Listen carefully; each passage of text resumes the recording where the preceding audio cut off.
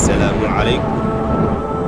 waxaa laga wariyey nebi moxamed naxariis iyo nabadgelyo dushiisa ha ahaatee inuu yidhi ilaahay wuxuu leeyahay 99 magac. qofkii xifdiyaa wuxuu gelayaa jannada.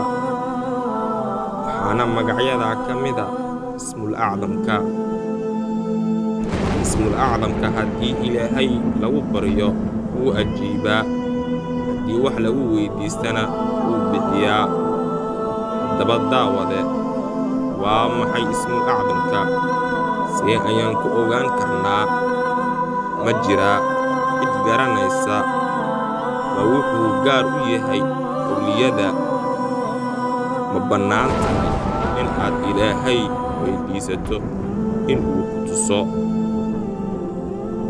ilaahay idinkii su'aalaha iyo kuwo kaleba waxaan ku soo gudbin doonnaa jawaabtooda muuqaalkani.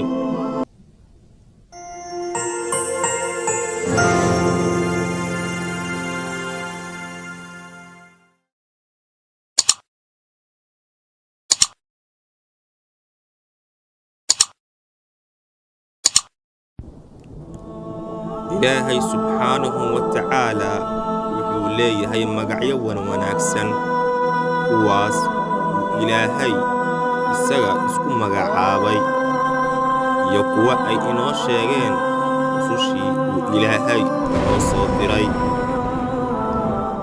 magacyada ilaahayna waa asal ka mida usuusha diinta islaamka.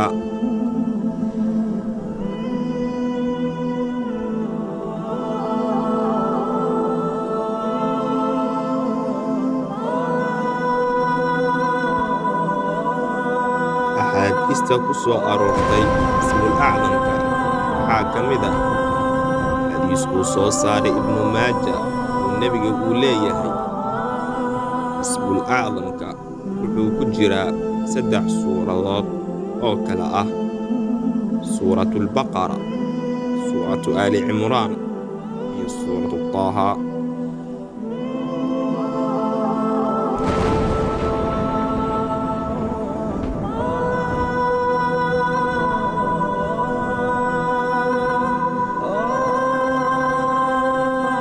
way isku khilaafsan yihiin culimmada muslimiinta ismulacdamka magaca uu yahay, waxaana la iskugu khilaafsan yahay ilaa iyo 14 magac. waxaana ugu caansan 3 qowl oo kala ah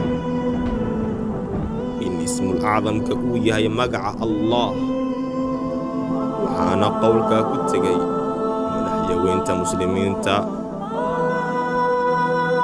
in uu ismulacdamka uu yahay magaca alxayulqayuum, waxaana qowlkaa ku tegay oo xoojiyey imaamu nawaawi iyo ibnu cuthaymiin. in uu yahay magaca arraxmaan. si kastaba ha ahaatee xaqiiqda ilaahay unbaa og.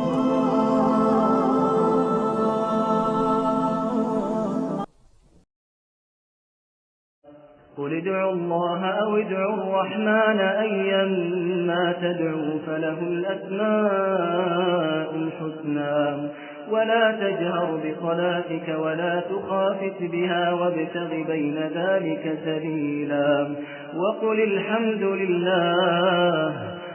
الحمد لله الذي لم يتخذ ولدا ولم يكن له شريك في الملك ولم